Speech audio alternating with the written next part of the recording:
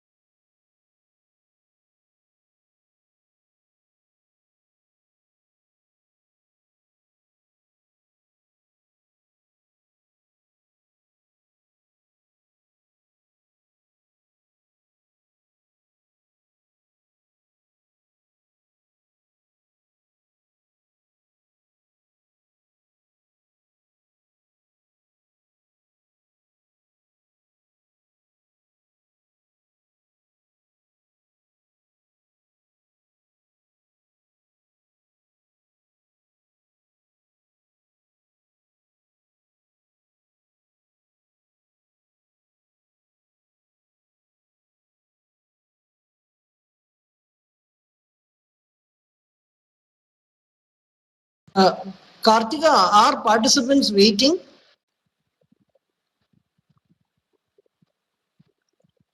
Kartika, Yes, sir. Um, are they waiting? so, Waiting? Mr. Prashant, we just, Yes. we people are still coming in very quickly now. Okay, So okay, we okay. just, uh, No, no, we just, we are not able to see how many are waiting. Maybe that's not enabled in the speaker screen, I think. That in admin portal only we can able to see that. Ah, that's what, okay. that's what. Yeah. We are not able to see that. That's what. Just ask. It's okay. So,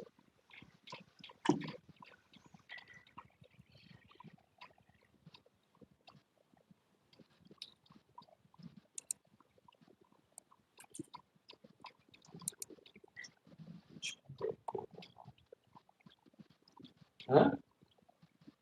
Yes. Yeah.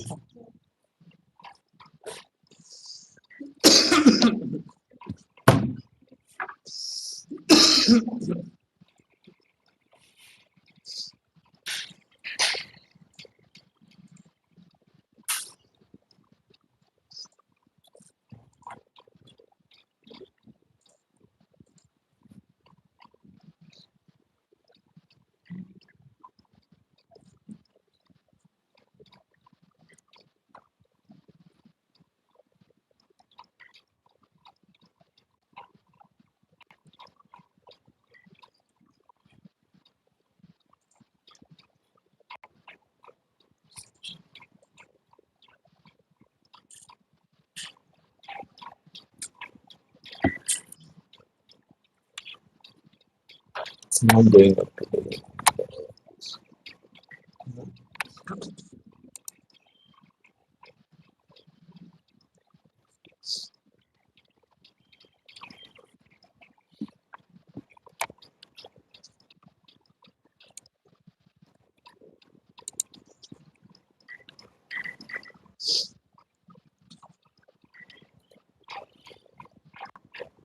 Good morning, everyone. So we are very glad to have another session of Ample and JioMeet for all of you. And we are just being told that people are still coming in, rapidly right now. So we will wait for a few minutes and we will start the session in a few minutes. So please be patient and we'll be back in about 5 to 7 minutes and we will start the session. Thank you so much.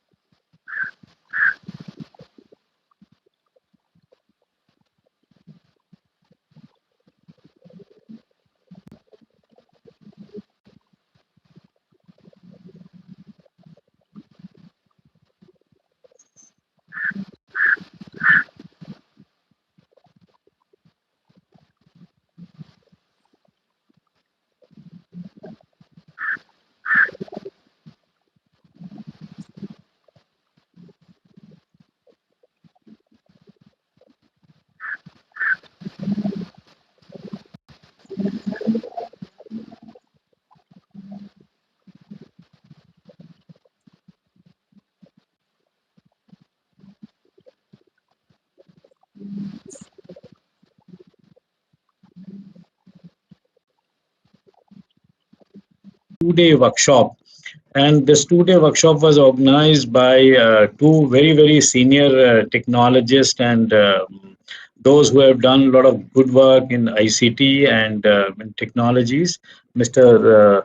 Sudhir Pantiji, he has also joined in, and Dr. Prahlad Adhikari. So they were conducting a workshop in district Almora.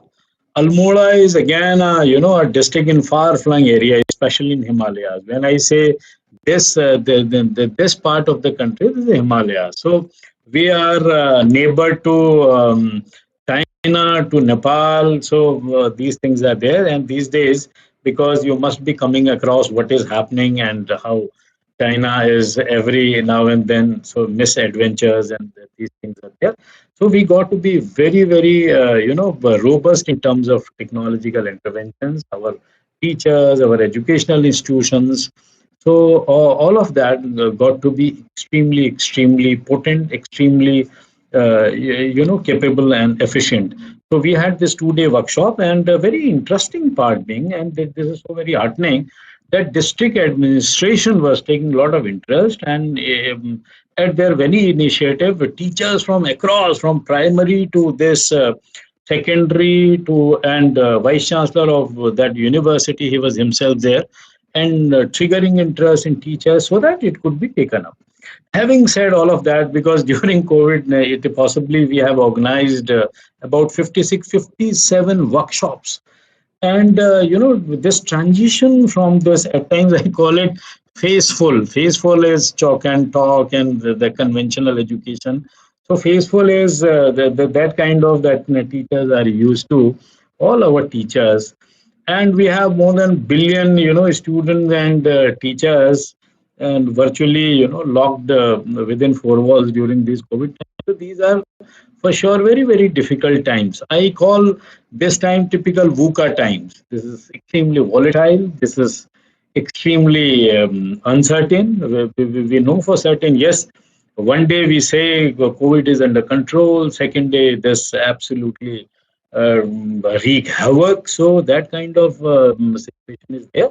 But having said all that, it's very complex. It's a very ambiguous time.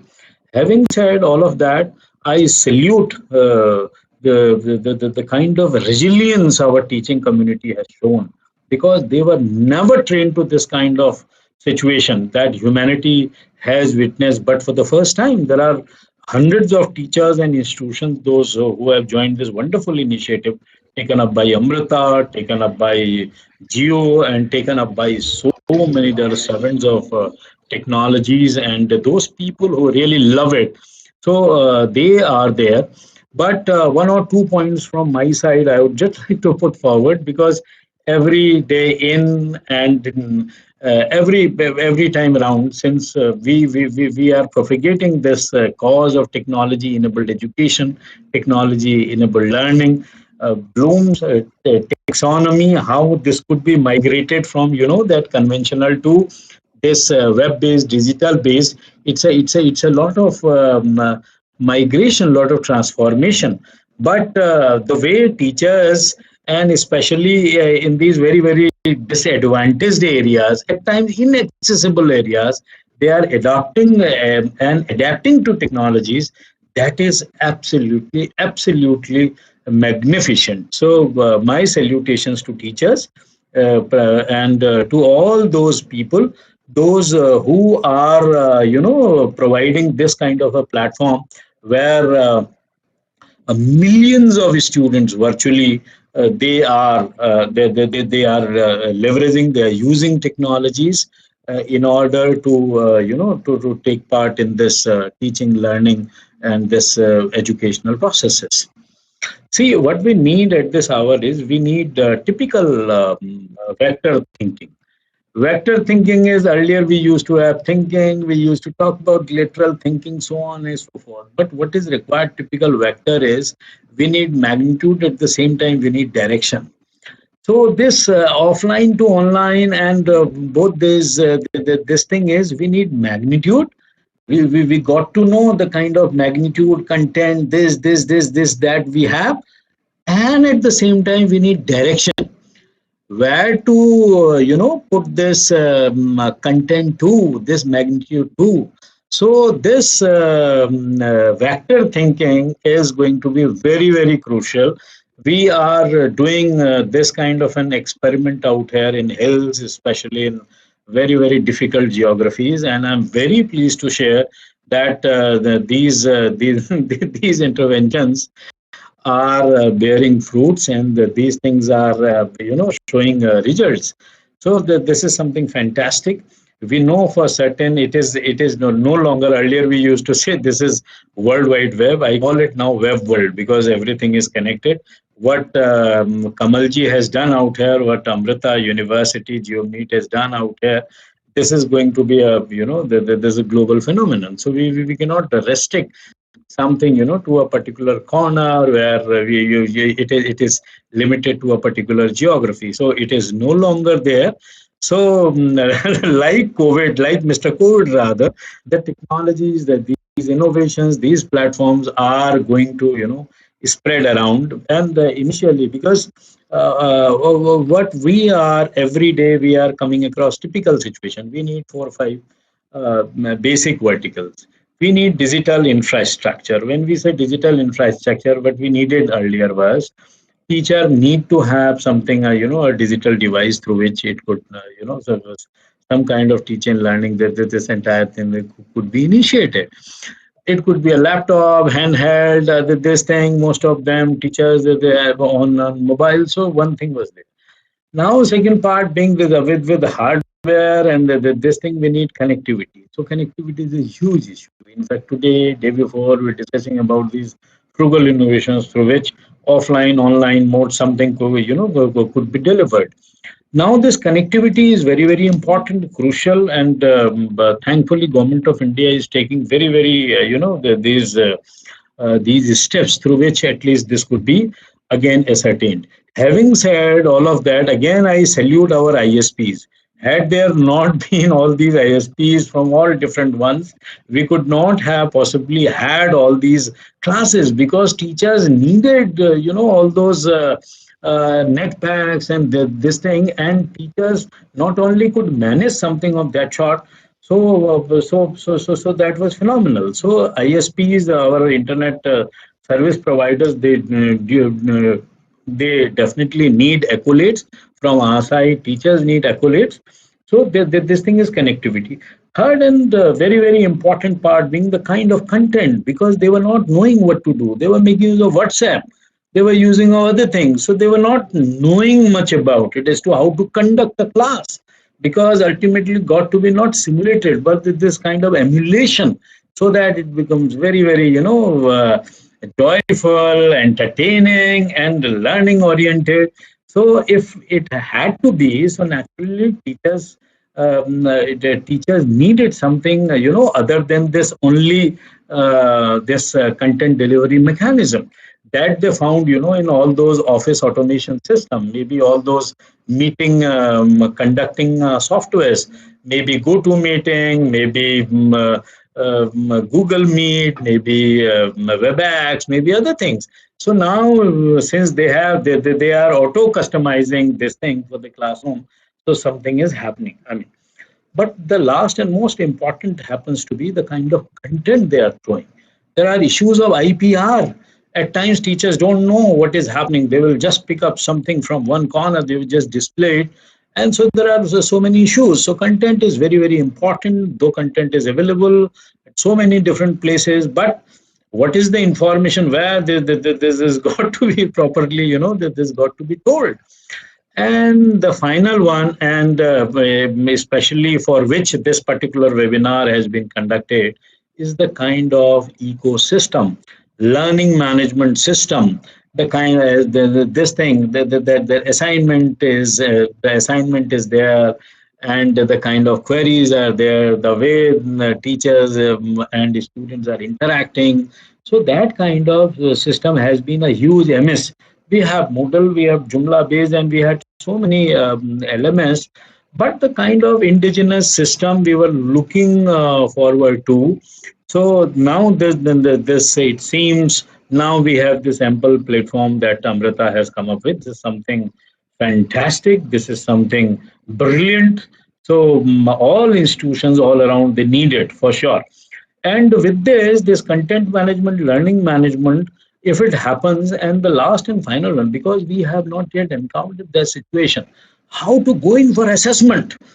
So this digital assessment we talk about, but there is a camera, because every day with this Microsoft team to this, every other day we experiment with this. So 8 students doing something, and there are software. You do little bit, you are not in a position to turn in this thing, and it will just simply sign you off. So we need to have something. We got to devise mechanism as to going for this digital assessment also. This assessment part is very important. We don't know for sure how many more months of COVID, even without COVID, new education policy, everything. Now this vertical of online, this thing is it now it is going to stay there, and it will be there. And in fact, our DST's report that says, after they were saying 2035, we don't know what will be the fate of universities, this brick and mortar structures. We certainly don't know. So, and our very own Bharat Ratna and Professor C.N.R. Rao, because he comes to USAC's program many a times in a far-flung area called Gangoli Hut in Uttarakhand, this in Himalayas. So he was in front of, our Rashtrapati ji president, and in Rashtrapati Bhavan, he maintained that the kind of, this system and the syllabi, this thing, so these are all kind of, 90% of it is sort of obsolete. If it is not that we need to revise, we've got to do so much about it. Meaning thereby this entire paradigm of education, this entire thing, so they need to be revisited. So possibly COVID has given us this opportunity. Again, COVID has given us this opportunity. We are revisiting, doing so many things, so many interventions. Technology somehow has taken driver's seat. It has become new religion. Teachers are learning, classrooms are activities, and students are learning. So it is possibly a new wave, this education 2.0, 3.0, whatever you call it. So it's a completely new time. See, last few lines from my side, last few thoughts are, because every second day, third day, I talk to about 10, 12 lakhs people who are connected through community radio. We have a network of connectivity radios in this state of Uttarakhand. So every second, third day, when I talk to them, there are questions related to now. I am getting it. They talk about earlier. They talk about Swayam. They talk about Swayam Prabha. They talk about MOOCs. They talk about so. Oh yeah, this thing, that thing, technology enabled education. So I find it so very astonishing. I find it's a changed world. How could this happen?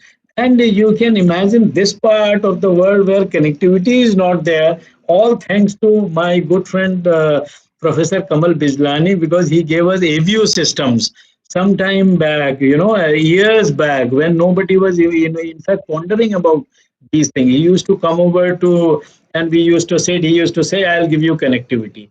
Uplinking and those issues were there, but he was absolutely amazing. We could do that.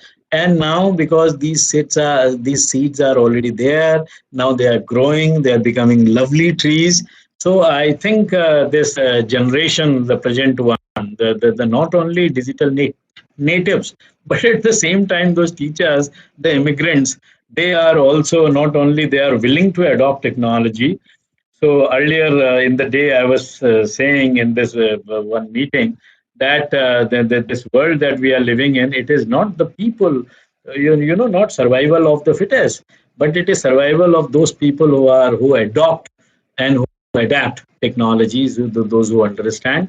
So all the very best to this initiative, Amrita's University. We are all the more looking forward to implement, to leverage this wonderful tool, this platform, and capacity building of teachers absolutely essential, because it is not this brick and mortar and buildings through which education system could be promoted, or could be the process could be entirely accentuated or could be built. It is those teachers working at village level, everything, they are our they are our warriors.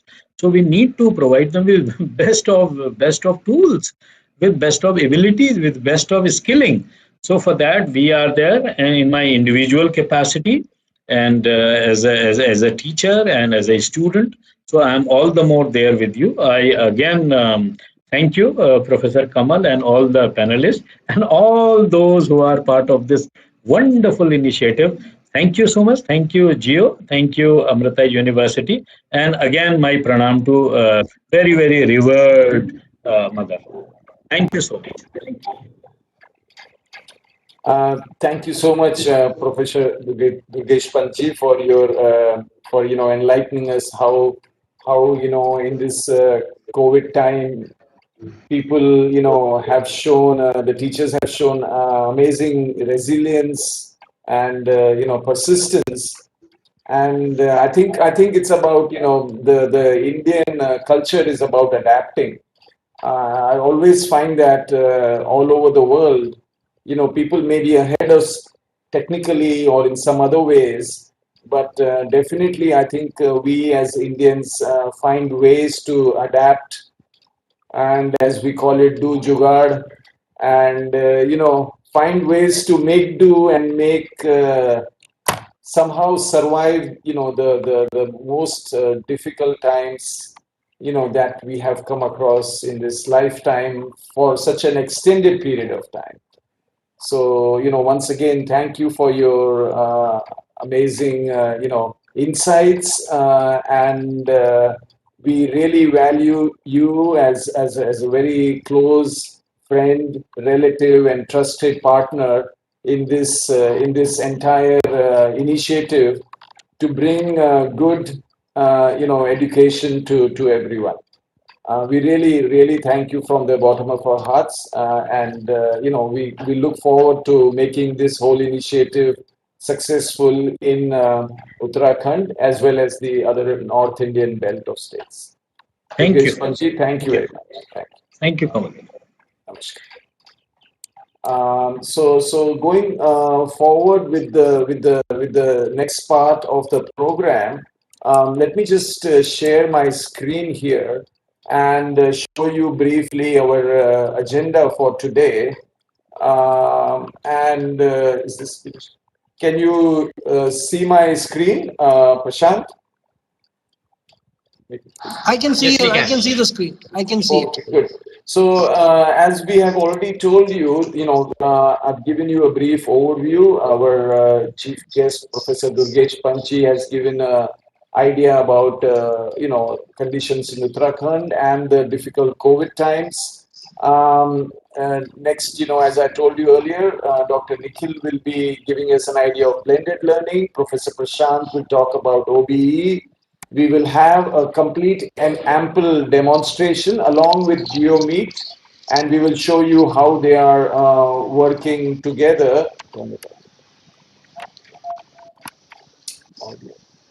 And we will talk a little bit about how we will be giving ample to all of you immediately, okay? So that you can start using ample and JioMeet in your own colleges. That is the intention. Next. So, Ample will act in this blended learning platform. Ample will act as the learning management system. Sorry, one second, there is a slight audio disturbance.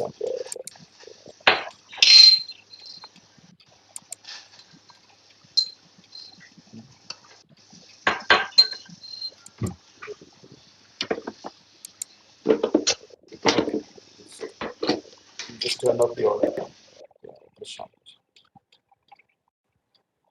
Okay, so we will have the Ample as the learning management system, and JioMeet will act as the live video conferencing system. And while let's say I'm doing my live session, I can conduct quizzes and so on in Ample and get attendance. There will be all kinds of reports for teachers, students, as well as management. So a complete, online learning system is what we will be showing you today. Next. And we are very glad to say that courses can be created very quickly in Ample.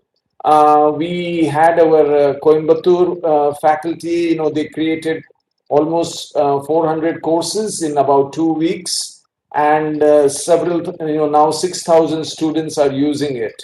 So all that is important because all these Coimbatore faculty were using Ample for the very first time. So we want all of you to relate to that, even if you started using Ample tomorrow, we can do some hand holding and get you to create your at least, one or two chapters of your course and get started with your students in about 2 weeks. Next. And the JioMeet is integrated with Ample. It will be free forever, and it can be joined from any device, and it is safe and secure. And we will be demonstrating this also. Next. So the overall theme, that I want to mention is online blended learning. And to give you a little more insight and depth into this, I now invite Dr. Nikhil Koturkar. Dr. Nikhil has used many, stop the share, has used many, learning management systems, and he's an expert in various systems. And he's actually been using Ample for live learning and teaching, in Coimbatore, along with his department and colleagues. So now I would like to invite Dr. Nikhil Koturkar. So basically, the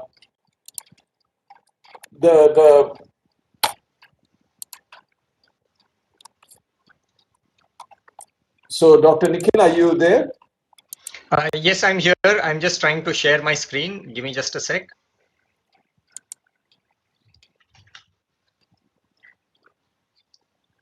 Okay, hopefully you can see my screen. Yes, yes. And I would like to point out right at the offset that now I don't see your screen. I see One second. Yeah. my video in your screen. Okay, now I see your screen. So I would just like to point out that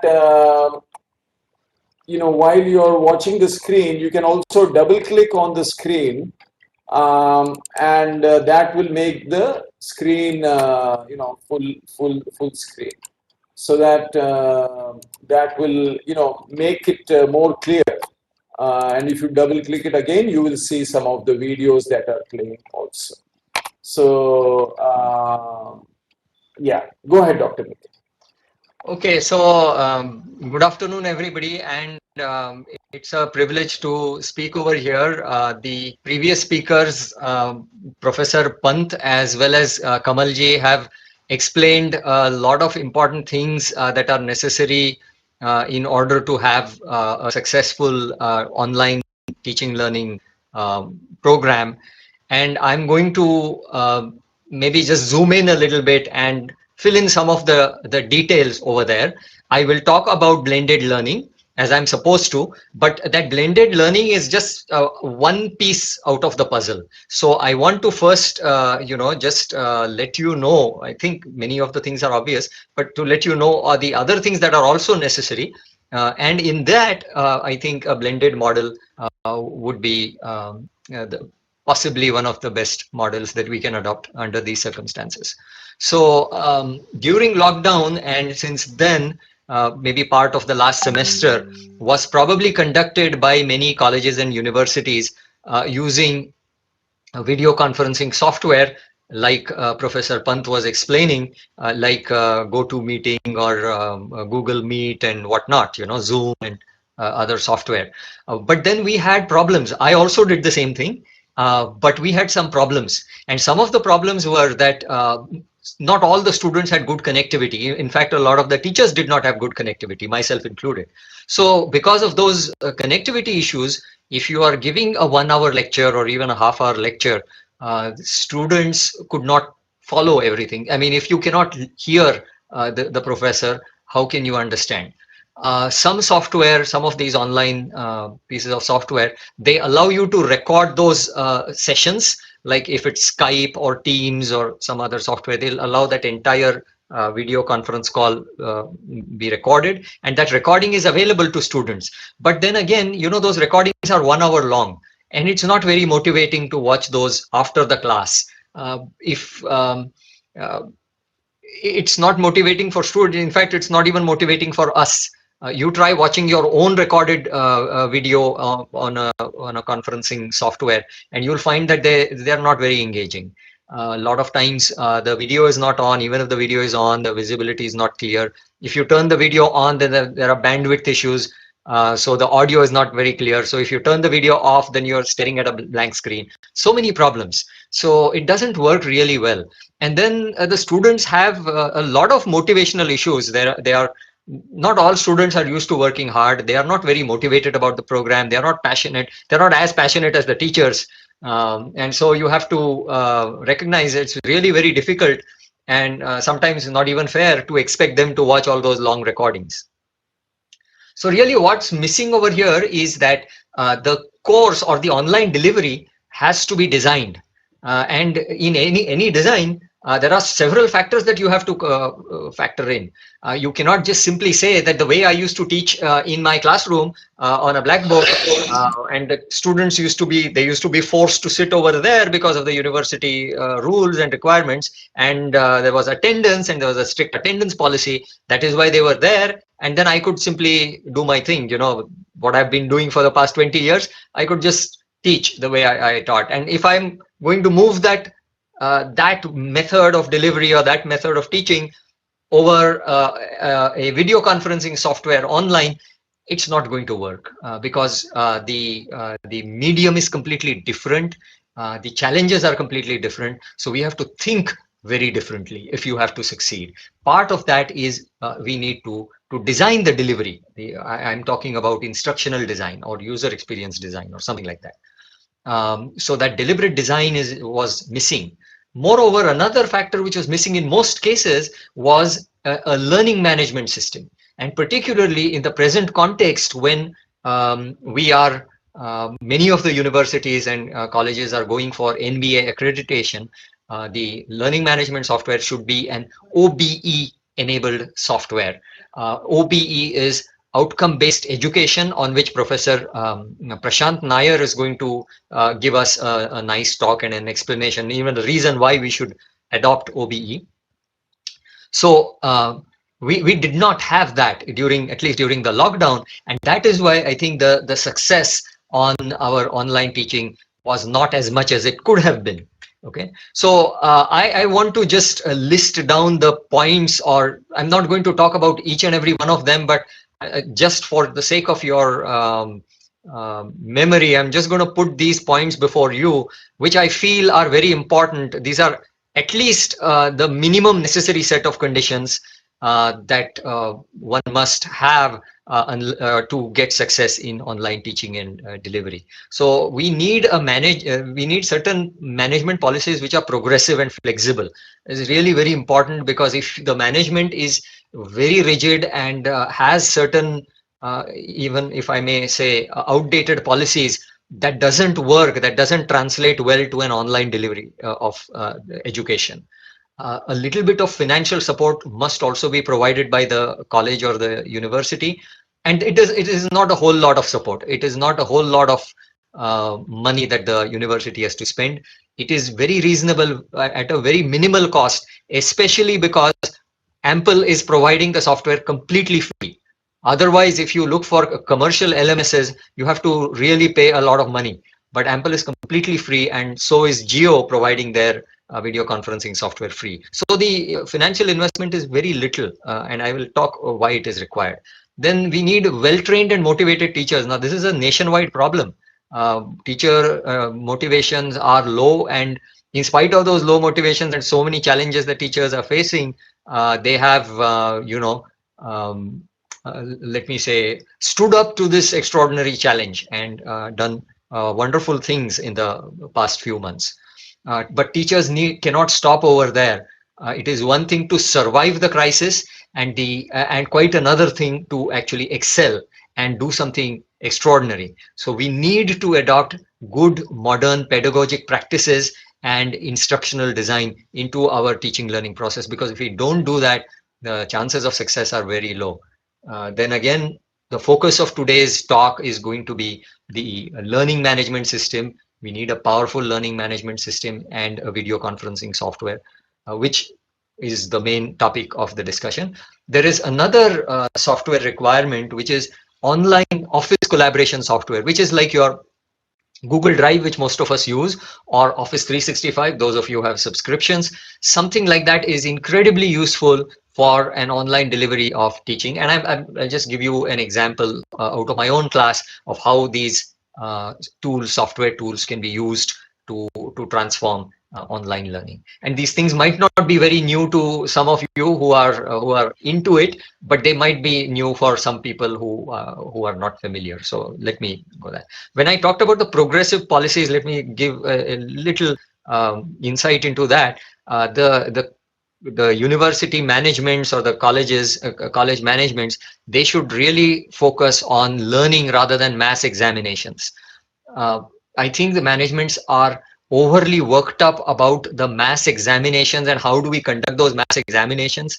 But I think it is, I know those challenges are very real, and they are very difficult to solve, and we are also struggling with them. But I find myself worrying more about whether my students are learning than how do I test them. So I think the learning comes first and the testing comes later. I'm not saying the testing is not important. I, in fact, give a lot of importance to testing, but I think I definitely give much more importance to learning. So I think that should be the focus of the management. And because of that, they should prioritize teacher training, where the teachers develop their fundamentals, their communication skills, their exposure, and their skills with modern instructional design and pedagogic practices. The managements need to encourage the self-motivated teachers. I'm sorry, there's an echo. Can something be done about it? I hear a loud echo. Okay, I think that's gone now. Thank you. So the self-motivated teachers in every college or in every department, there are these one or two people who are self-motivated and who are really brilliant in, particularly in this context of online teaching. So those people need to be empowered, and they should be given whatever they need in order to make it a success, because they will be an example for the others to follow. So this is very important, and if managements can do that, it will go a real long way in ensuring the success. As I told, those minimum funds that are necessary are for certain devices. For example, certain input devices like those tablets on which you can write, that's very important for mathematics. Or maybe some microphones or some video cameras. Some minimal investment is necessary from the university's part. Also, like, although ample is free, some server space is required. So either if the university has those servers, well and good, otherwise some online servers have to be used. So some funds are necessary for that. And as I said, the pedagogic practices, we cannot maintain the old paradigm. We have to have a paradigm shift even in our pedagogic practices. And some of them are blended learning, outcome-based education, which Professor Prashant will talk about, and things like that. The teachers also, from their side, need to develop strong fundamentals. Surprisingly, that's not a given. I myself also find myself struggling sometimes. So we really need to work on our fundamentals, especially when this is in an online delivery context. Whatever you speak becomes a permanent record, and it is going to be available to the public in one way or the other. Even if you have restricted access to some of your content, the students are going to download it, they're going to grab it, and they're going to post it on some social media site. So essentially, what you speak in class is going to become public. So we must make sure that what we are saying is quite authoritative. Developing quality learning material, again, it requires a lot of investment from investment of effort and intellectual outputs, intellectual inputs from the teacher, in terms of making videos, recording their own videos or notes, slides, maybe some case studies, problem sets, developing classroom activities, developing question banks of multiple choice questions or descriptive questions or whatever. The teachers, again, as I said, must develop skills in modern pedagogic practices. They need to develop written and oral communication skills, because when you're standing there in the class in front of the students, even if your communication skills are not so good, it is said that something like 50% of our communication actually happens non-verbally, like through your body language, through your expressions and all that. So the students understand you when you are in the same room as the students. But when that is not the case, and when you're teaching online, then your verbal communication skills or your written communication skills actually become incredibly more important, and so the teachers should gear up for that. Otherwise, the effectiveness of your teaching is going to go down. Tech savviness is something that must be developed again, to use the LMS, to use the conferencing software, to sometimes even troubleshoot it for yourself, troubleshoot it for your students, and then use other office collaboration software, which I mentioned. What do I mean by these modern pedagogic practices? Some of the models that we could use, or one of the models that we could use, is a flipped or maybe a blended model of learning. So what is flipping the learning? Flipping means what you do at home, you do in the class, and what you do in the class should be done at home. Normally, what you do in the class, in a conventional chalk and talk kind of classroom, is that communication of information happens in the class, and then assignment and problem solving happens at home. Now you reverse it, you flip it. In other words, you have videos which communicate the content that let the students watch at home and come prepared to the class. And in the classroom, let them solve the problems, let them engage with each other and perform group activities, or do something else, the things that traditionally are done at home. The problem is when students are trying to solve the problems at home, there's no guidance of the teacher.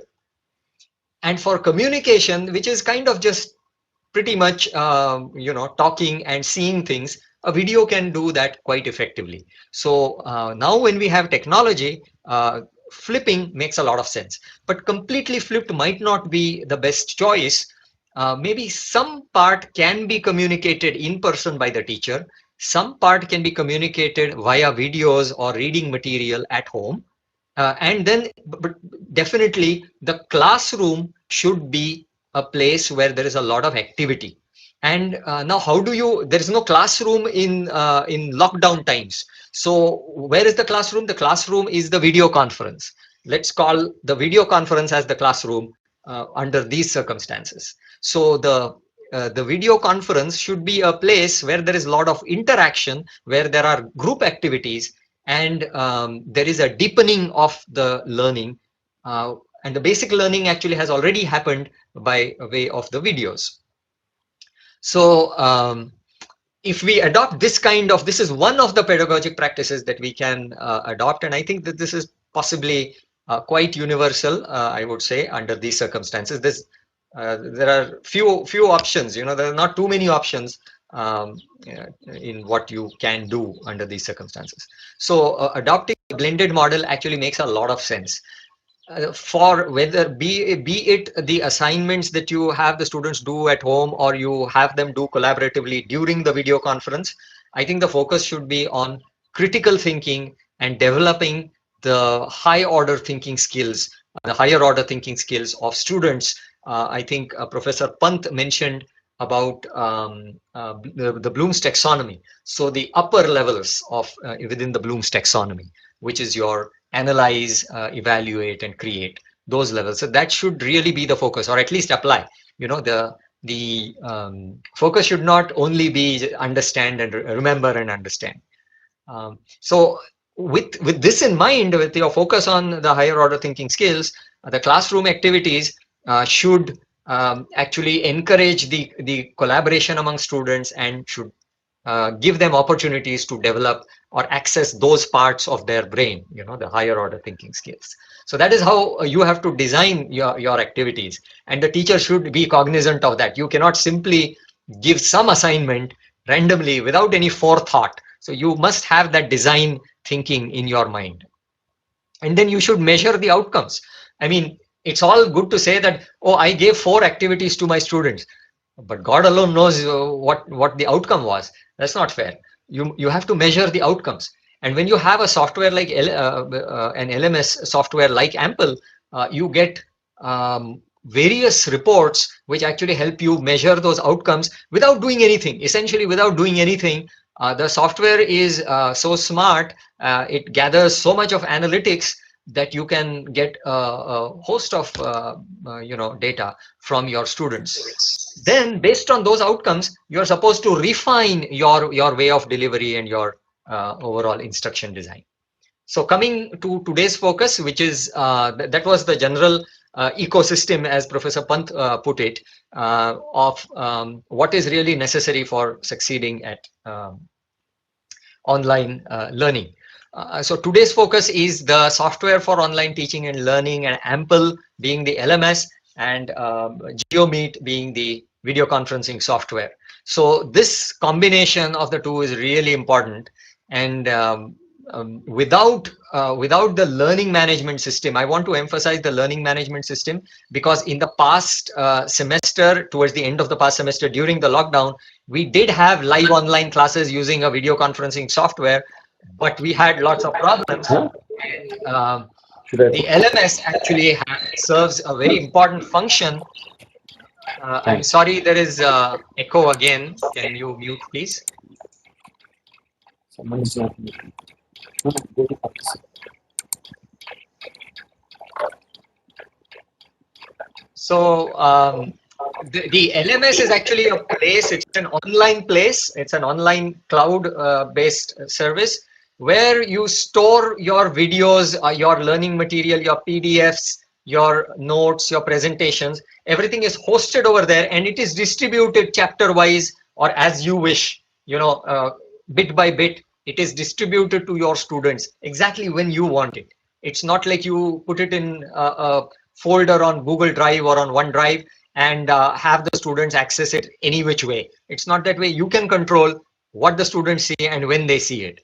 So that's what an LMS does for you. Moreover, it enables you to conduct quizzes, assignments, activities, and evaluate them also. It enables some communication with students. You can post some messages and the students will get those messages. It allows you to track their progress with a number of progress reports. For example, you posted a video, but do you know whether your students watched it? Or even better, do you know for how long they watched it? So you can actually get all that information, a lot more analytics, which Ample can provide you. And that all happens automatically. You don't have to do anything for that. You just simply download a report and you get to see. Then the LMS also allows you to calculate and communicate grades. It also allows you, particularly with Ample, it allows you to even calculate your OBE reports. The outcome-based education has these attainment reports that need to be worked out. And people who have gone for the NBA process, I think you must have gone crazy, you know, working with Excel sheets after Excel sheets and getting the data, putting it in and all that. Ample will do it effortlessly. If you have set it up properly, just click a button and the report will get downloaded. You don't have to bother about anything. So this is an overview of the features of Ample. It is an LMS, but it is an OBE enabled LMS. I don't know of any free, completely free OBE enabled LMS in the country or outside of it. I don't know. If you know it, let me know.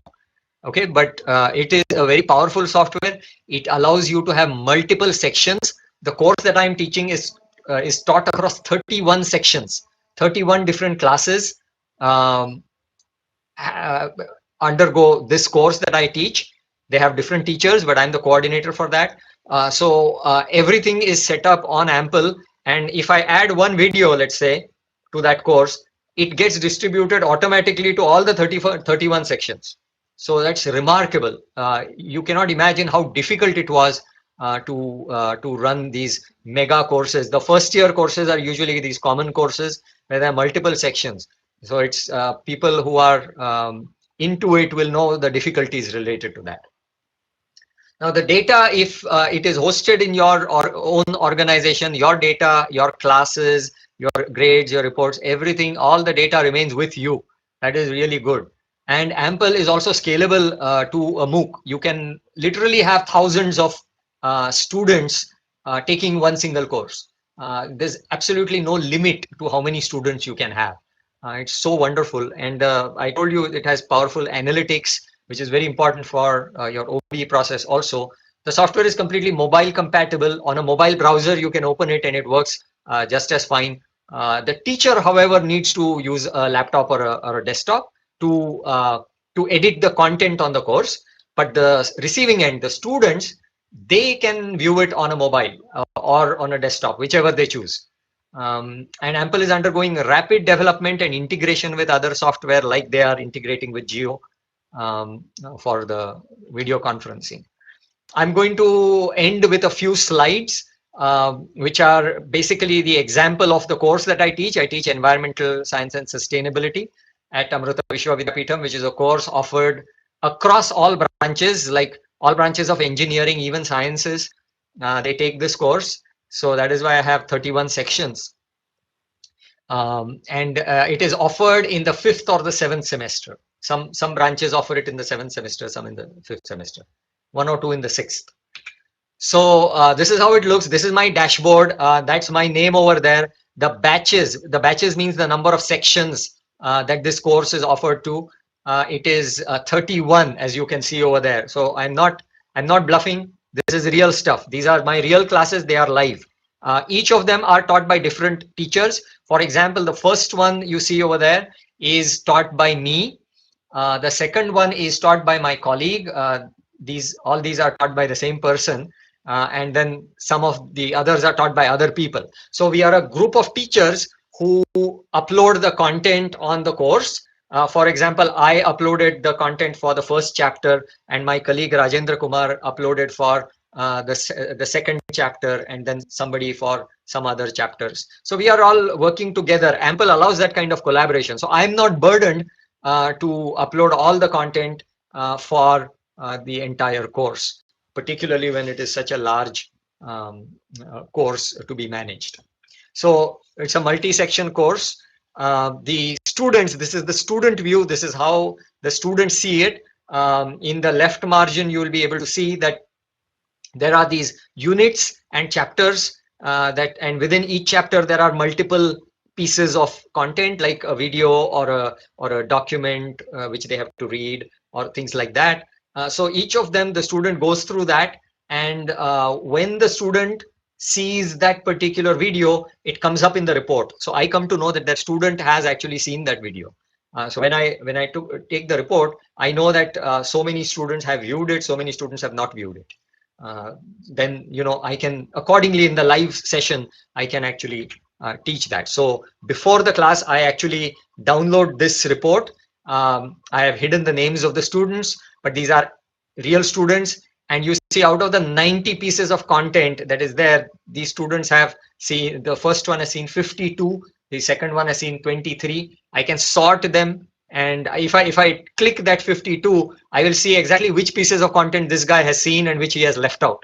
Okay, so when I talk to him, I have numbers in my hands, and I can tell him, I know that you did not watch yesterday's video. Not that I do that, but it's possible. And then the quizzes that I've conducted, what is the average performance of that student, that also I come to know. You see that there are 9 graded tests that are there, and the average out of that is this. So for each of the students, so I can come to know all these things. Once I get the report, so I have shared the content with them on Ample. I have told them that they are to prepare, they are to watch those those videos and that reading material. They have to learn, study that on their own at home. Then before starting my live class, I look at the report to check how many students have watched it, how many students have not watched it. Then I enter into the live class. The live class is the video conference like we are having right now. So then I go to the video conference, and then I know that maybe 50% of my class has actually not watched the video which I asked them to watch. So then I know exactly what to deliver and what not to deliver, or what activity to engage them in and what not to. So that gives me, it's actually quite powerful. Now, in order to kind of encourage them to study at home and come prepared for the class, I often start my lecture with a quiz. So as soon as I enter the video conference, I tell them a quiz has been posted on Ample. Please open a browser tab, sign in into Ample, and I give them the password for that quiz. They attempt the quiz. While I see this data, that pie chart getting populated, I see that how many students have answered the quiz, what score they have got, and all that. It takes only 5 minutes, sometimes 10 minutes, just maybe 3-4 questions, not too much. Okay. But that kind of encourages them to come to the class prepared rather than, simply just wake up from the bed and sit in front of the computer for the class. So that kind of motivates them. Then when they come in class, rather than me giving a boring lecture, since the lecture has already been given to them in the form of a video, I don't have to bore them during the live session, and instead we can have a lot of fun while we learn at a much deeper level. So you design collaborative activities during the class. Now this one, which you see, is a collaborative activity which was actually nothing very creative, something anybody can do. A certain video was given to them, a certain set of questions were given to them, and they were supposed to break up into groups. So as soon as they came into the live class, I told them that you have been in the chat. I gave them a spreadsheet where their groupings were given, and I said, based on your groups, you can sign out of this conference. You get into a separate conference call with those group members, and you have 30 minutes. You make a presentation explaining that concept. I had, in a question previously posted to them, I had given them the topic and certain questions, certain guidelines on what to do. So based on that, they were supposed to do that. So they got into several conferences, and on the platform that we are using, I could go into each of those conferences while they are discussing, and I could also pitch in, maybe listen to them for a few moments, then maybe give them some inputs, then move over to the next group, and then each group basically they posted all those presentations over there, and in the subsequent class we actually made them present each of those group members to present what they actually did in those in that group activity. So that of course you can't do that for each and every topic. You can do it for a few, but then there are many other types of activities that you could do. You could have case studies, you could have debates, or discussions, or anything else. There are so many other interesting activities that you could do. So then the class sessions become quite refreshing, and there is a lot of energy that comes into the students, which is really a big challenge in online learning, which you will appreciate.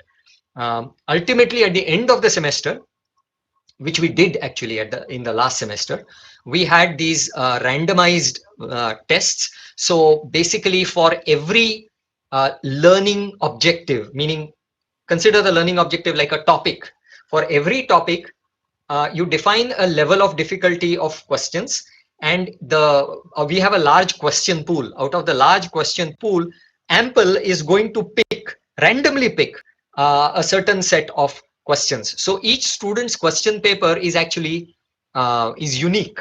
They cannot copy from each other, because if I get a certain set of questions, my neighbor has got a different set of questions, so no point in copy. So this is how we conducted the exams in the last semester, and this is what we are planning to do in the next semester. Ample allows you to do that. You can match the difficulty level. So it is like pick any 3 out of the 10 questions, which are all of the same difficulty level, so that although different students get different question papers, the level of difficulty is the same. So the grading is fair. So all these things can be ensured. But then again, what we felt is that even though it is this way, even the questions that we compose, they are not very easy to copy. I mean, even if they have access to the internet, we don't bother so much about that, because the way the questions are composed, it is very difficult to Google and find the answer. It's not so easy. So we were not really so afraid of, particularly for this question pool, about the students cheating. But for our own satisfaction, we thought that it's better to follow up the quiz with a viva voce, where the students one-on-one, we called each and every student and had a viva of about 15 minutes per student, 10 to 15 minutes per student. And essentially, we asked some of the questions that were there in their question paper, and some questions even outside of that, to make sure that the score that they have got on this randomized exam is actually justified, and it is actually correct. So that's all I have for today, and thank you so much for giving me an opportunity. I know we don't have all the answers. We ourselves are finding answers to many questions. The questions are very difficult. And we can't cheat on this. We can't copy from the internet. We have to find our own answers for that. So we are trying, and I welcome you to also participate in this process of transforming education in this country. Thank you. This is a nice quote from our eternal scriptures, one of the best quotes you can find for education. With that said, thank you so much.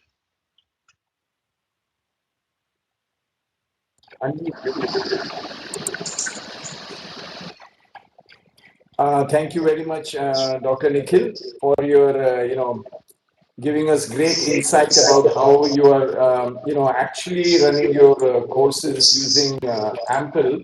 We request you to stop sharing your screen, Dr. Nikhil, so that I think now Prashant, Professor Prashant can start sharing his screen. So we would like to welcome Professor Prashant, and he will talk about how we can get NBA accreditation using Ample. So welcome, Professor Prashant. Thank you.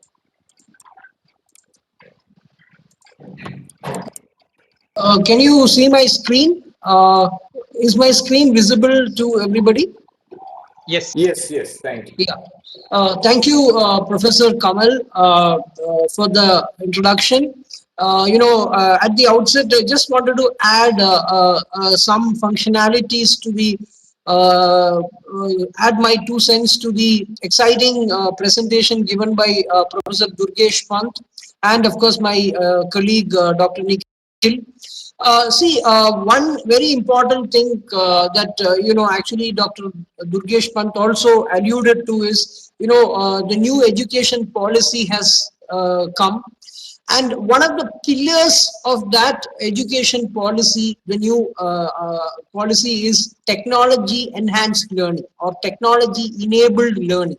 So that's going to be one of the major pillars of the new policy moving forward. As things are going to dramatically change, and we are going to go for in an era of flipped classrooms and blended learning, technology enabled learning, and here you have an exciting software which is a answer to several of your needs and requirements. Now, in terms of having self-learning, personalized learning, adaptive learning, online learning, all these are probably available in several LMSs or video conferencing solutions. But here we have what is known as outcome-based learning embedded inside the LMS. And this outcome-based learning improves the competency of the students, improves the employability of the students, which happens to be a very, very major requirement. Now, I'm not going to touch upon all these things that already Nikhil spoke about. Today, there is a major issue that we are facing in this country. Definitely, India has arrived as a major destination for higher education. Our gross enrollment ratio is around 26.3, and the government wants this to reach 50% by, say, 2030. That is the target set. But even though this is the target, the question is, what about the quality? What about the employability of our graduates? Well, there are several alarming statistics that have come to the fore. NASSCOM estimates that around 3 million students join the information and communication technology and services workforce every year. This is not only engineering, but also arts and sciences and humanities. And the statistics that they have brought out is, out of 100 software engineers that are joining the ICT workforce, barely 25 of them are, employable if they are from the engineering stream. And if you take arts, science, and humanities, it is even worse. It is like 15%. So it's a real serious trend. You can imagine, 100 people getting out of into the market. And 75 of them are not at all employable. They need to be reworked. They need a lot of finishing schools and life skill training to make them up to speed. It's a very serious issue. Now, if you take, the current trends, today we are talking about Make in India, Startup India, and so on. Barely 4% of these graduates are startup ready, meaning they cannot just, they can, only 4 out of 100 of them are able to get into a startup. If you are talking about manufacturing and design, not only computer science and IT, manufacturing design, it is barely 7%, 7 out of 100. It's a very, very serious trend. So what do you do? Well, the answer to that is dramatically improving the quality of learning and teaching. And the answer to that is outcome-based education. See, OBE is not a rocket science. Outcome-based education is essentially trying to build higher order capabilities, competencies, and qualities for your students. You are trying to make your students of higher quality. You are trying to make them employable. You are trying to make them have better competencies. You are trying to make them have better capabilities. And how do you do it? You have to not only focus on the teaching learning process, you have to focus on the curriculum, you have to focus on the assessment. So there are 3 dimensions in outcome-based education. One is the curriculum. You have to design a curriculum. I think Dr. Nikhil also spoke about that. How do you tweak your curriculum? How do you improve your curriculum? That is one aspect. Second is the delivery, the teaching learning process. How do you have better methodologies, better pedagogies, better technologies, better tools to do the teaching learning process? The flipped classroom. What you do at home, you do in the class, and what you do in the class, you do at home. That's a revolutionary thing. Meaning you are prepared. When you come to the class, you have already seen the video lecture. You have already understood the concept. Perhaps you would have even done an exercise. Then you come, work in teams, work in groups, and unleash your innovation, unleash your creativity, unleash your teamwork. So that is the kind of idea in terms of teaching learning process. And finally, and perhaps most importantly, the assessment. How are you assessing the students? There's a very popular statistical quote. It comes from statistics, but I generally tend to agree with it for all contexts. You cannot control what you cannot measure. I will repeat, you cannot control what you cannot measure. So the assessment is extremely important because you need to know how the students have failed. What are the concepts? What is the attainment? And it's a whole lot complicated in terms of attainments. But here you have a solution that takes care of all this. Now, this is what I was trying to tell you. There is the OBE is the inputs, that is the teacher, the pedagogy, the methodology, the classes, the technology, how you are transforming them into, graduates. And that needs a higher order. This is just the same slide about what I was trying to alluding to. Now, I've already covered this, but as mentioned, OBE makes you focus on your curriculum, makes you focus on your assessment, makes you focus on your delivery and the teaching learning process. It's a 3-pronged approach. And what happens is that you are in a trajectory. You are in a trajectory, you are on a pathway to continuous improvement.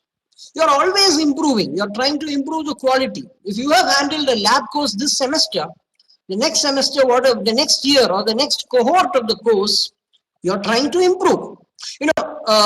Dr. Nikhil was talking about environmental science. I've been one of the faculty in the team, I think a year before. And I can see that there is a marked improvement. Every semester, every cohort, every instance of the course, you're trying to improve. You're adding topics, you're deleting topics, you're removing outdated topics, you're adding new content, better videos, better methodology, better pedagogy, better tools, and so on. So you are on a path towards continuous improvement, continuous quality improvement. And this software, this platform that is ample gives you all in one, gives you all the facilities that are there in an LMS and also provides you all the facilities that are there in an OBE software that is completely NBA compliant. You can define your program outcomes. You can go for program specific outcomes which are specific to your course. You can have courses. You can have course outcomes. You can map these course outcomes to the program outcomes and the PSOs. You can have the attainment each and every question that you are giving, whether it is a quiz, whether it is a mini project, whether it is an end semester exam, whether it is a periodical test, whether it is a presentation, you can map very seamlessly to their outcomes. And in a click of a few buttons, you get the complete attainment. Life becomes so easy. I personally, I coordinate the National Board of Accreditation process, NBA for the Amrita University. Already we have completed 4 programs NBA accreditation in this Coimbatore campus. Now we are working for the Amritapuri campus. We are working for another few programs in Coimbatore campus. We are also working in the Bangalore campus. And I can tell you, I will not name the tool. I have been using a tool for this process, which is a complete black box. Black box in the sense that I give an input, I get the output, I get some attainment, but I have absolutely no clue how they compute it. Some formula is given, but when I try the same formula on an Excel sheet, I get a different answer. The reason is I do not know how the Bloom's taxonomy factors in, and they are not willing to say. There is a lack of transparency. Obviously, it's a proprietary software. They have to develop their business. If they give their logic, then somebody can copy them and so on. That's fine. But what I'm saying is there was a lack of transparency. Now I get that transparency. The complete workflow for the outcome-based education, starting from the defining of the program outcomes to the PSOs, the CEOs, mapping, attainment, exam, lesson plan, session plan, everything is available seamlessly at a click of a few buttons. Very, very simple. And not only that, the assessment module in Ample gives you a whole lot of functionalities. Yes. Yeah, the assessment gives you a whole lot of.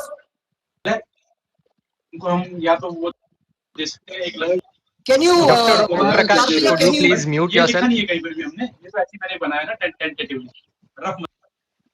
So the assessment gives you a complete, Karthika, can you please mute everybody? Dr. Om Prakash, could you please mute yourself? Yeah, thank you, Dr. Nikhil. So you can come the entire workflow for the outcome-based education is completely available in Ample. It is totally transparent. It is so easy to use. Each and every question can be mapped. That's what I was alluding to. And also, you have multiple options. You can have descriptive questions. You can have multiple choice questions. You can have fill in the blanks. Even the range of questions that you can add for your assessment, there is a huge range. And the life is so simple. As far as an administrator is concerned, if you are able to get your course attainment and the program attainment in a few buttons, life is so easy. And all the faculty are very happy because they don't have to look around, work with Excel sheets, download something, put it on an Excel sheet. All that is a thing of the past. Now the process is so easy. And our Amritapuri campus in the last 4 to 5 months, they have already been using Ample very proactively. And as I understand from the principal and the NBA coordinator, things are very in a very cruise control mode because everything is available in Ample. Of course, we didn't have that luxury because we were using another software and there were some issues. But of course, now we have completely migrated to this Ample. Now, if you see, I'm just quickly, you'll be seeing a demo. Professor Kamal and team will be showing you a demo, but I will just quickly show you some of the slides on how these course outcomes are added. This is a screen where you are able to give the course outcome, you will note that every course outcome has a code. I think I can show the pointer. Yep. Every course outcome has a code. And this code, all the questions, if you see here, this is the course outcome. The content will be in terms of the slides, the video lectures. You can define a lot of questions. Each question that you give, you can map it to a course outcome. You can map it to a lesson objective. You have assessment and a program. So this is how the screen with respect to the LMS looks like, and you will see that OBE is embedded within this LMS. As Nikhil said, I do not know of any software that has got both of them embedded. Of course, many people have been using Moodle, but Moodle, I'm sure, has no facility for adding the course outcomes and program outcomes, or rather OBE, but in an open source environment has got some advantages. Yeah, this is the another screen. You can see you can define your threshold, you can define your target. Obviously, when you are going for adaptive learning, maybe after a year you find out how much your threshold has reached, how much your target has reached, and then you can always improve the threshold and the target. You can define levels. So what I'm trying to tell you is that the entire gamut, the whole 9 yards, this software moves with respect to not only LMS but the complete OBE process. This is a mapping of my program, the program that I teach, BTech Computer Science and Engineering. You are seeing this is a course articulation matrix. Many of the esteemed faculty attending today will know from the NBA document of the program and the course articulation matrix how every course, the course outcomes of are linked to the and you will see the color coding.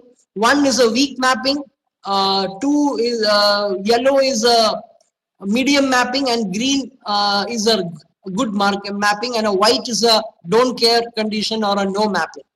So see, the entire process is very, very easy, seamless, user friendly, and of course also adaptive.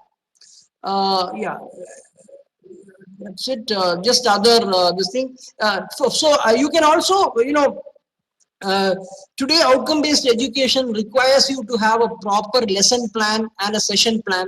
For each session that you are teaching, you can define an objective, you can map it to the corresponding CO and so on. So this is a learning objective. Suppose you have 45 lectures. Every lecture you can define a learning objective, and for every lecture you can map it to the relevant CO or the course outcome. So it's a very seamless software, very useful. I think that's all from my side. Yeah. So here we have a very good technology with two-in-one, in the sense that we have the OBE compatibility, the OBE system embedded within the learning management system. It's actually a win-win. And I will, as a user myself and as an administrator, this has made life very easy for all of us. And I will strongly feel that, please consider this exciting technology for your institution, because we have to, all of us are stakeholders in this journey, to improve the quality of education. Over to you, Professor Kamal. I'll come back for questions at a later time. Thank you very much, Dr. Prashant, for that wonderful presentation on outcome-based education. We would like to say that, Professor Prashant has been working with various departments at our college, and, he has taken many groups to NBA closure. So if you are using Apple, we will also provide, help to practical tips on how to get NBA accreditation. So thank you again, Professor Prashant Nair, for your insight and for your broad insights into the various software packages. Next, we will briefly give you an overview of how Ample looks like from a student point of view, from a teacher point of view, from a manager point of view, or from an administrator point of view. So we will share our screen now and show you that. So Madhuri, can you please share the screen? And so we will start with the student login first, and you can share the desktop. Then everything there on that window will share.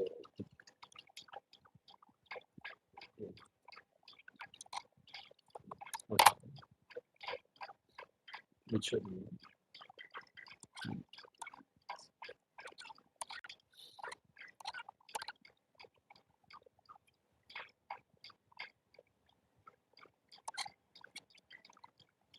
You bring that screen to the top, then it'll be easier for you to pick it. The Chrome window. Where is the student one? This one. So you have to press the share button. Yeah, just keep it there.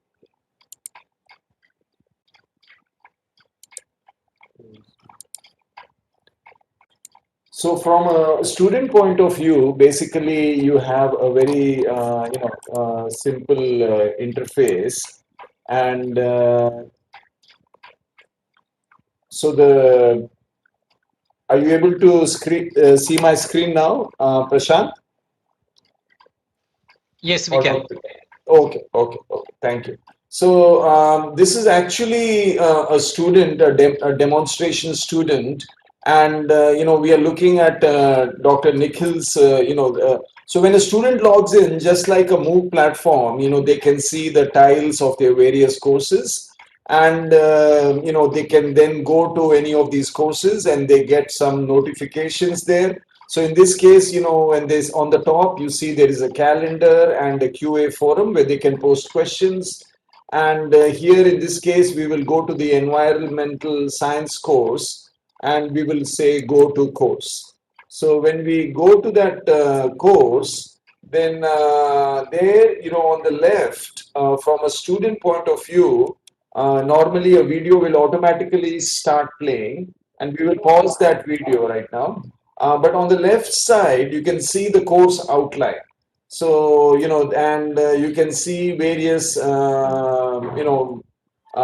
like your entire course, and you can see that if I click on something like, let's say, biosphere development, then, you see what is there within it.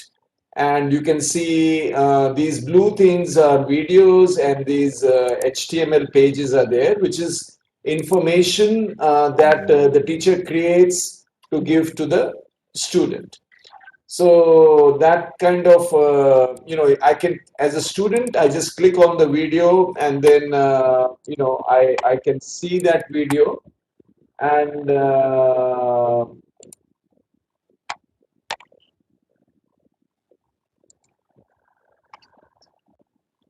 if you want, you can make this video full screen, and then that video should also appear. Yeah, yeah.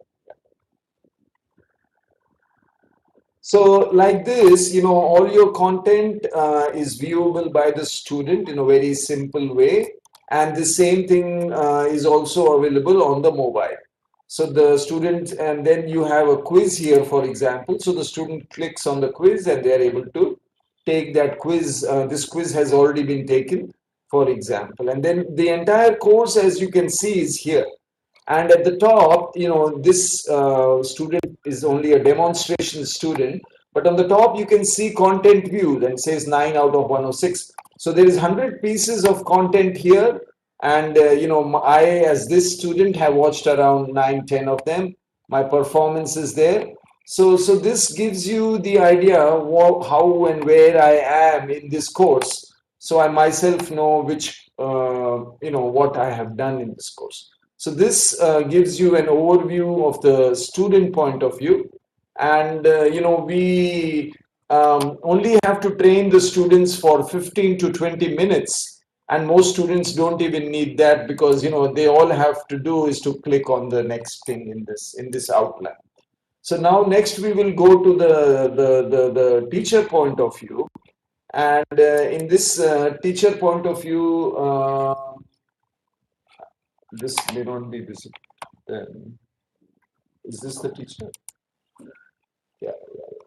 We can still So see the student interface. correct. So since Madhuri, you have to share the screen again, I think.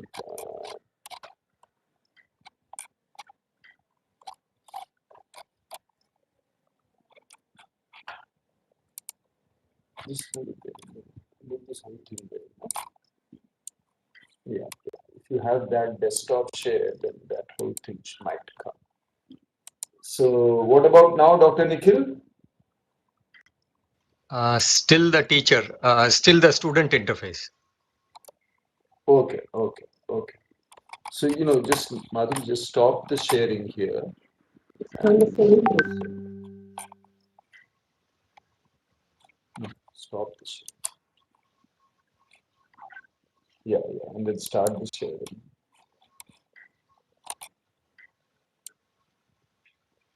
Yeah, that. Okay.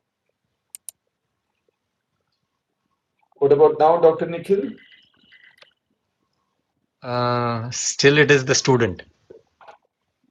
You don't see Pradesh Narayan? Oh, it's teacher. No, but this is the LMS. It's not the CMS view. It's Yeah, Pradesh. but the Teacher is login is Pradesh. Pradesh. Login is Pradesh. Yeah, that's Yeah, fine. That's fine. logging is Pradesh. Okay. So just go to environmental science section, and the same course. And now what you have here is the course which you have at the top. In the teacher view, you can see what the student will see and how the teacher can edit it. So the first button on the left, review, if you look at that, you see that the view of the teacher is very similar to what we were seeing on the student point of view, which means the teacher is able to see what the student will see. And the next one, if you click here, is you have the edit view. So in the edit view, you see Kamalji, that we cannot see No, the it is edit view not actually. really. Yeah, it's in the same We, page that the student we page. are in the student view only. This is Not not the really. teacher view because the edit button is not visible. oh, okay, just a Yeah. minute. Just a minute.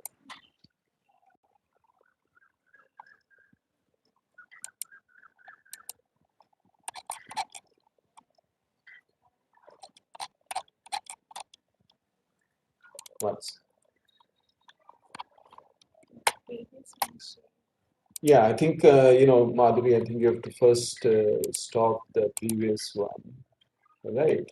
And let's just share this one.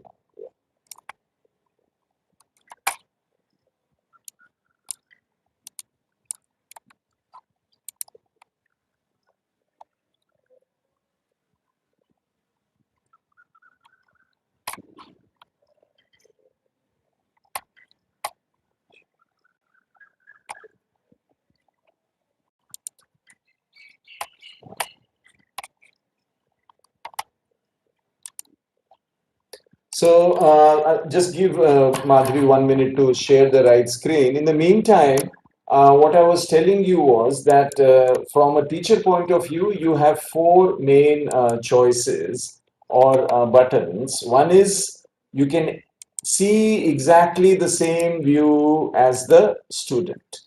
The second thing is that you can actually have an edit button, which allows you to change everything that the student is seeing. The third is that you will have your reports, and the fourth will be that you will have your assessments. That's the admin.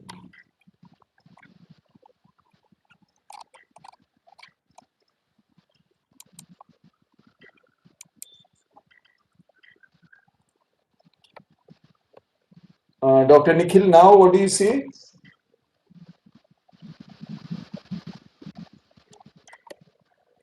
It is still the same thing. If you don't mind, I can share my screen. Yes, yes, please go ahead. Thank you.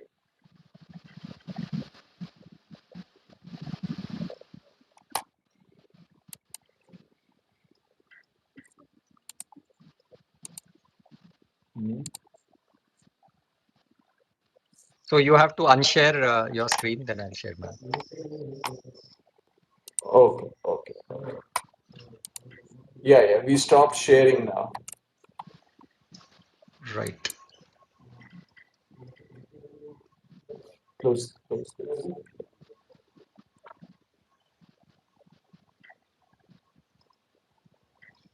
Okay, so I think it is now visible. So this is the dashboard of every teacher, and the teacher can then go to my courses, and you have these so many sections.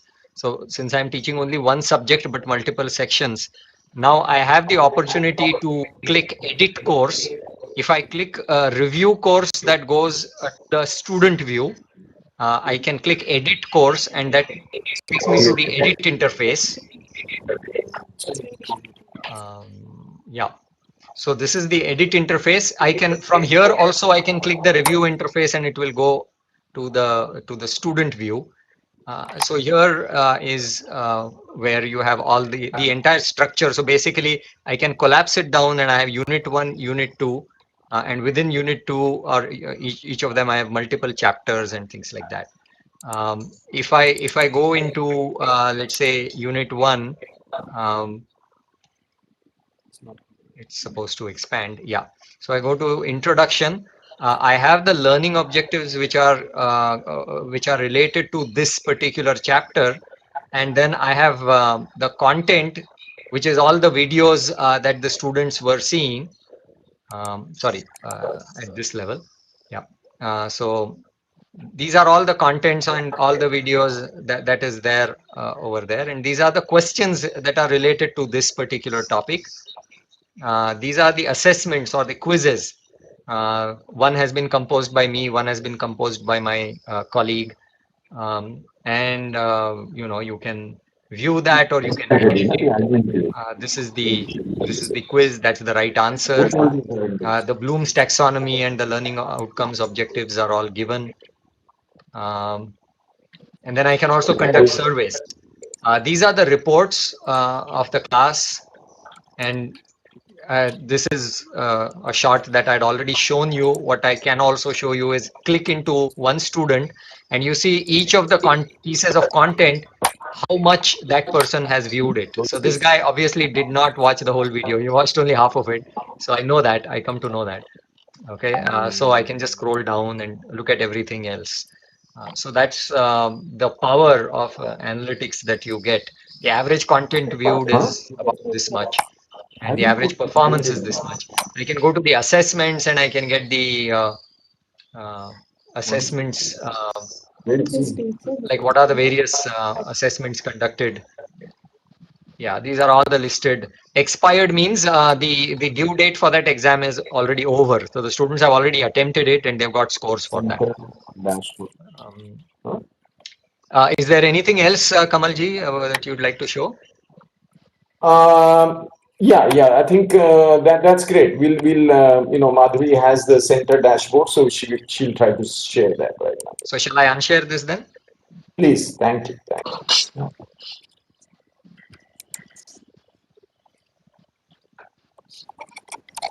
Dashboard, dashboard. No, not language. Huh? Okay, okay. So, which screen do you see now, Dr. Nikhil? Sriram Devanathan, that is coming. Dr. Sriram Devanathan, ASC Bangalore, Kamalji. Okay, very good, very good. So that's perfect. So basically, when you look at Ample from an administrator point of view, what you have is that, you can have a set of colleges or institutions there. You can even map them to Google Maps and, map them and see where all your colleges or institutions are there. And then all those institutions will list here as various centers. And the one of these institutions I would like to show you here is, for example, Coimbatore, where we have been talking about.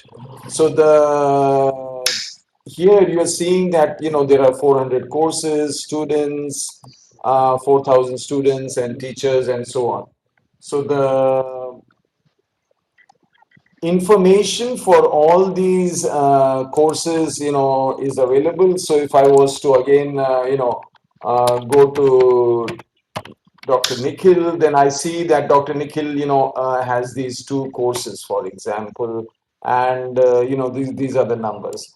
And then if I was to go to Prashant, for example, I see that Prashant has these two courses, and I can even look into the details of that course if I wanted to. So this way, I'm not only do I see each course, I also able to go into the course and see which all students are there, how they are performing, and how much content they have viewed.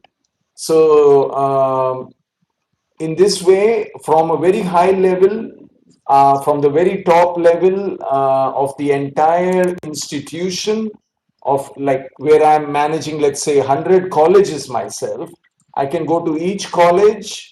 I can then, go to each school or program. From each program, I can go to each class. From each class, I can go to each student.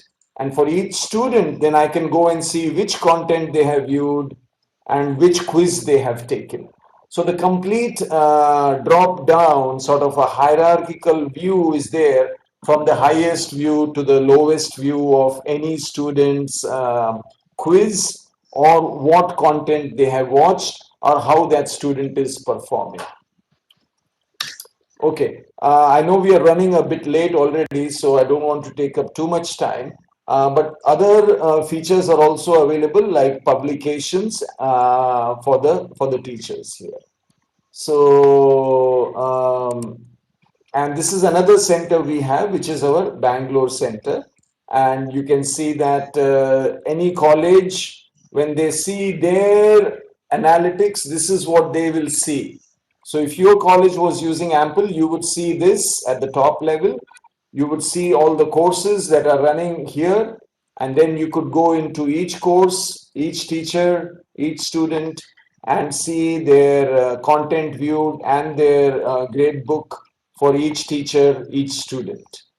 So I'd like to pause here and give you a very brief overview of our, what do we do next, basically.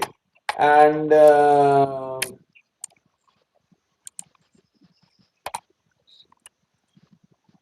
Prashant, do you see our screen?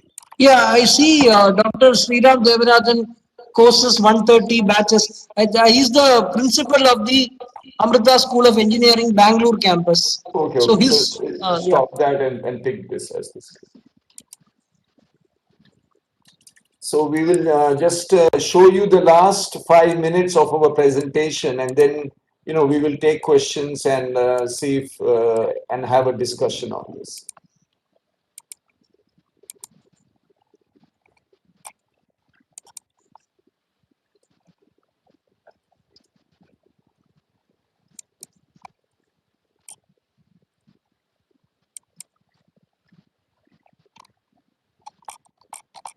Hmm. Go to the top slide. Share, share. The share button. Yes. Oh, it's sharing already. Do you see the screen now? No, it is still Dr. Shriram. Still Sriram only. Oh, did you stop the sharing? Stop it again first. No, no, stop sharing. Do it again. Do it again. No, no, first this should go off. Wait. Okay.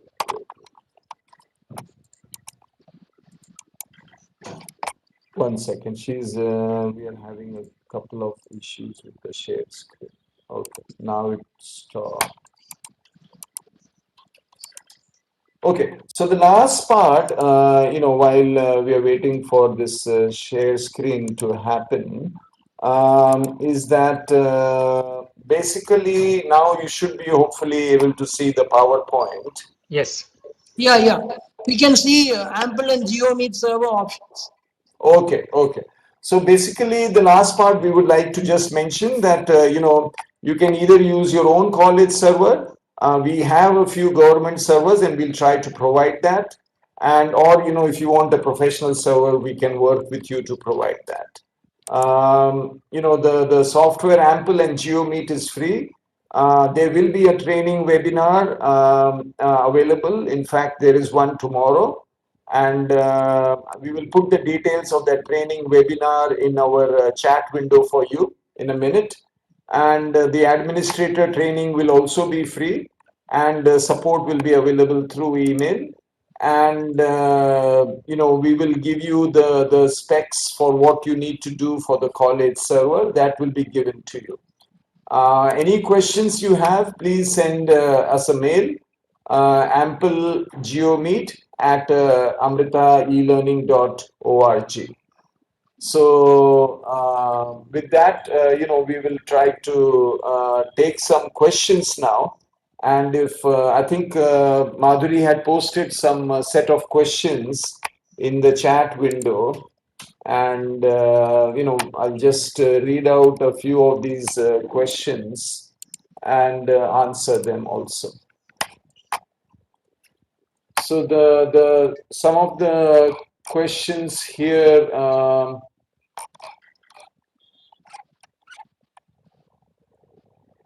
One by I think there's a few questions. Is Dr. Sudhir Pant is asking, can it be deployed for schools also? Yes, it can be used for schools. Is this campus hosted or cloud hosted?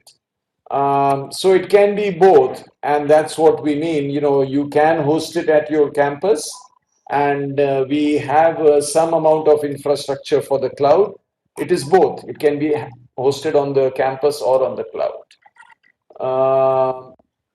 And we have done a lot of comparisons with other platforms like Google and others. And like we said, the differentiators, some of the main differentiators is like outcome-based education and complete integration with a video conferencing and so on. Network conditions, the answer, I will let others also answer some of these questions. Basically, the network, the advantage is that with Ample, instead of just doing live classes, when you have recorded lectures or you have PowerPoints, videos, and resources, you can put them on the network, on Ample, and the students can download them and see them on their own time. So on this question, I would also like to invite comments by Dr. Nikhil and by Dr. Durgesh Pant.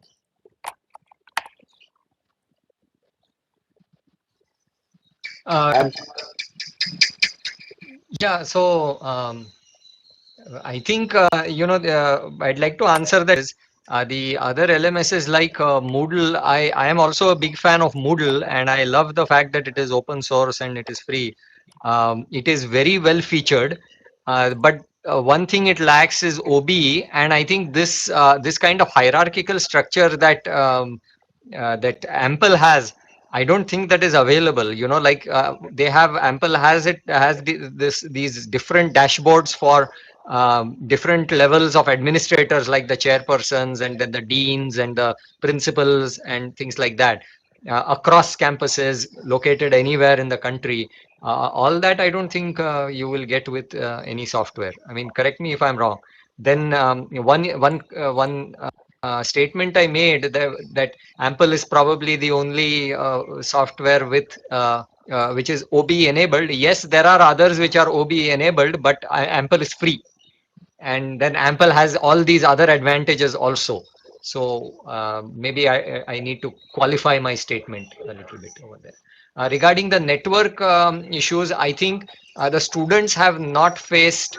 We have conducted after the first month of, or less than a month of 3 weeks of teaching in the new semester with Ample.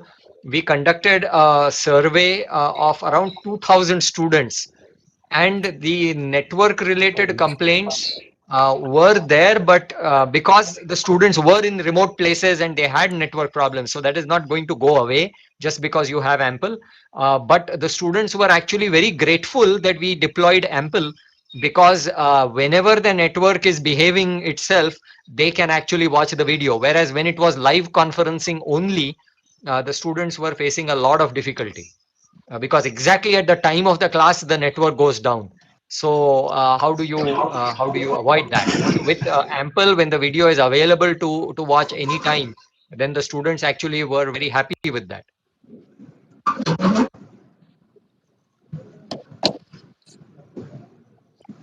Durgesh sir, if you'd like to, there was a question about networks and, how effectively we can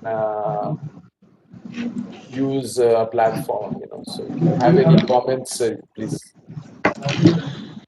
See, I could not listen to this conversation because, again, as happens, network is it got disfigured, crippled also. So it just got disconnected. Having said all of that, because this LMS and for this entire platform, yes, it is there, but network is a Sir, sorry, you requirement. are not audible. Is it? No, Is I it am able now? to hear. No, I am able No, to I hear can Professor hear. Durgesh well. No, I'm able Kamalji? to, yeah, Dr. Nikhil, I'm able to hear him. Yeah. So, Go ahead. was this question about this connectivity in Uttarakhand or in difficult areas? Because somehow I could not listen to that part of conversation because it got disfigured. So, can you come again, please, with that question? Yeah. Durgesh, so the question is general, so what comment I made was that with Ample, unlike Zoom or Teams where you need live video conferencing, in Ample, you can keep the recorded pieces of materials like PowerPoints and videos and at the right place, at the right level in the course outline. And students can download it at their own time, on their computer. And then sometimes, they have to even go to an internet center to download it. Yeah, And yeah, then they can still go home and watch it yeah, yeah. many times. So they No, can do that on their mobile as well as on their laptop using Ample. So that way the device becomes a local, the device itself becomes a local repository of the resources. yeah, so that is Professor Kamal. That is absolutely true because what happens, especially blended or online part, synchronous and asynchronous. These both modes are very important. And as was the discussion also, this was because most of the time this asynchronous, wherein we have all these recordings, we have e-content, we have YouTube videos, and we have audios, and a whole lot of e-content material. So that got to be downloaded, yes, and that could be utilized, that could be leveraged, that could be used for teaching learning. So that is one aspect of it, and for that Ample is absolutely very effective platform. Number two is wherever we have issues of connectivity, especially I can tell you from my experience out here in these parts of Himalayas and parts of Himachal and other places also. Connectivity at times, because that kind of inclement weather we have, so connectivity is definitely an issue. So for that, we need a kind of a robust platform. Zoom is something different, where something is, this online meeting is there, it get disrupted, again reconnected, shut off. But this is a comprehensive one. This is an entire encapsulated all things. So this is basically LMS. For that, you need to have repository, and you got to have this capacity to reuse, repurpose, and kind of revisit all that content. So for that, this is quite an effective tool, and this is quite an effective platform, which is further going to be, this can be further enriched, and the teachers, they can record all those lectures, and they can put in. So that way, not only we can build layer by layer, and we can, like Intel inside these systems we have, we can have data inside. So this LMS. So this is going to be quite handy and useful. I just wanted to add to the participants that there is a huge collaboration possible in Ample. I think Nikhil just showed you that. See, for first year of engineering, we have a start. We have two courses of engineering. We start with the computational thinking and problem solving, and another course on basic computer programming, which is basically C language and all. So at any point of time, we have 17 classes in Coimbatore campus. We have another 17 classes in other campuses like Amritapuri, Chennai, and in Bangalore. But what is happening is we are able to seamlessly connect, seamlessly share the slides, and also we are able to many hands to work. So if I am taking a class on pointers, I develop a material, I take a video, I upload it to the Ample. Everybody is able to use. So in a way that faculty are, you can distribute the workload in terms of content creation, and the faculty can use that time, instead of each faculty working and developing his own this thing, very good collaboration happens, and faculty can use that time saved and do research or anything else. So that's that collaborative thing it really happens as a result of this Ample. And all the teachers, we call it a course committee. The course committee is like 30 teachers for environmental science that Nikhil showed. For computational thinking and problem solving across campuses, it's like 30-35 faculty are involved actually. And one thing I would like to add to what Professor Prashant is saying, yes, computational thinking is going to be, order of day. And this new education policy, it also states, just from class 6 onwards, our children got to learn about this computational thinking.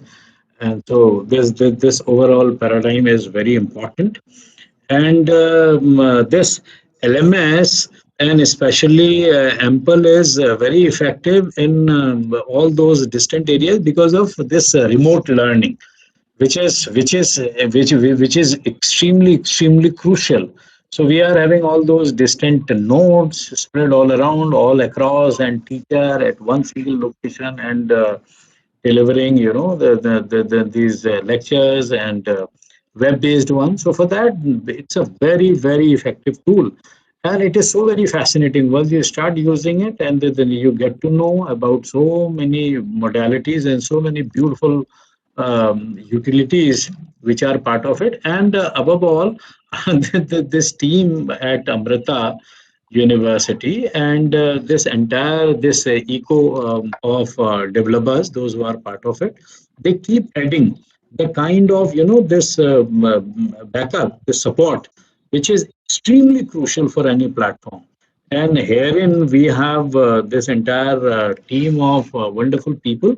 They keep supporting, and with one particular motive behind is that not only student learning community education, not only this should be strengthened, but at the same time a feeling of, that we can do this, you can do this, and collectively we can, for sure we can achieve all these objectives. So for that, this is quite a wonderful platform. Thank you.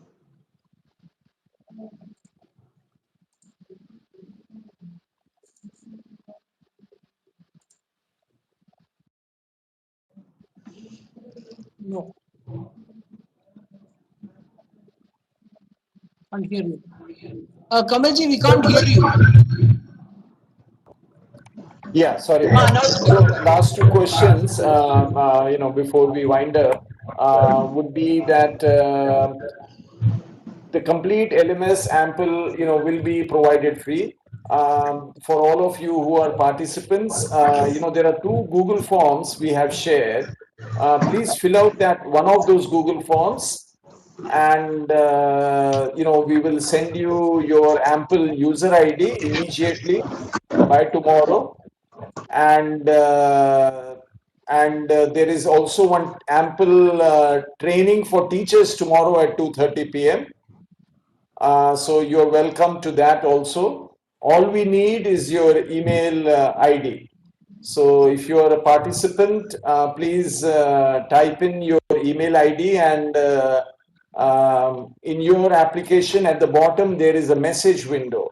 So at the very minimum, we need your email ID. So please make sure to type in your email ID there, and we will send you your ample user ID, and you can attend one of our forthcoming teacher training sessions. There is one tomorrow, and there will be one more next week.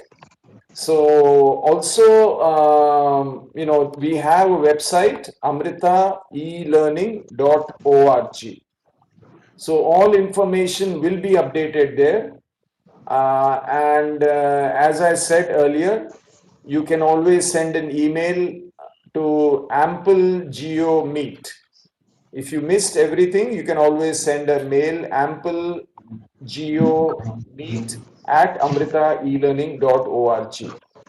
And that way we will give you the user ID and the password, and everything will be given to you.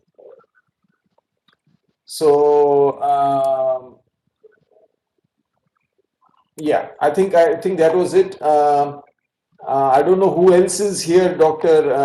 Pant, who would like to speak. I see that there is Dr. Prahlad and Om Prakash. If they have any comments, they're welcome to say something. Maybe Dr. Prahlad Adhikari, and he happens to have, he was with the telecom sector for a long time, and Sanchar Awardi also he is, and closely worked with Dr. Raja Ramanna, and he is someone who is working in, though he lives in Mumbai, but he works a lot of quality work he does out here in Uttarakhand. So there he is an alumnus of IIM Ahmedabad. So if he likes to chip in, maybe we'll be enriched by his comments. Thank you, sir. Thank you for your kind words. I think it was a wonderful session. First of all, though I could join a little bit late, but I enjoyed it. And the second thing is, I would laud the efforts that you have put in together to uh, present a indigenous, integrated system which will help all of us who are working actually for the people in remote areas, so that they can be brought into the mainstream of education. And I think with this kind of efforts, we will bridge the gap between so-called developed countries and us who are developing. And in years to come, with your efforts, I think we'll be able to sort of rub our shoulders with the likes of Stanford or other universities, which who are known for their innovation. And thank you for that.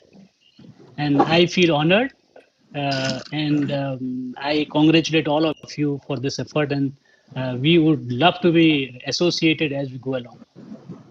Thank you, sir. Thank Thank you, you. sir.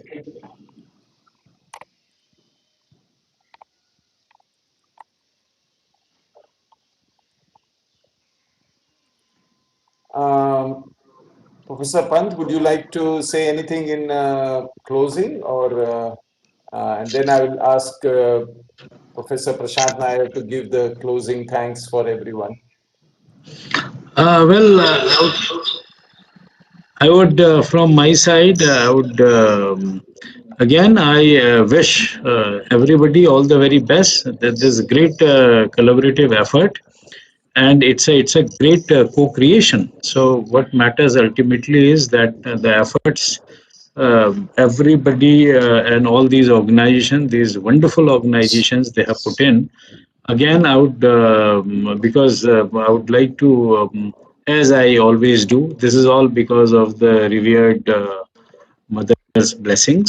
So Amrita is all the more blessed to come out with the newer ideas and newer technologies, newer interventions, and you guys are absolutely superb. So a big thank you to this entire team, and let's hope. And from my side, I wish everybody a very very safe and healthy time ahead. And let's look forward to a wonderful time with this great ample platform. Thank you. Thank you. Thank you so much. Dr. Nikhil, would you like to, do you have any closing comments?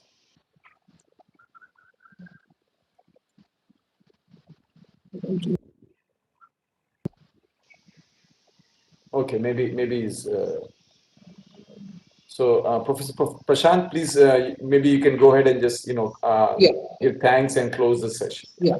Dr. So Prahlad, if you could get your contact, please share your email ID with us, and we'll get in touch with you, and maybe you can help us to share this platform with many other people also. Sure, sir.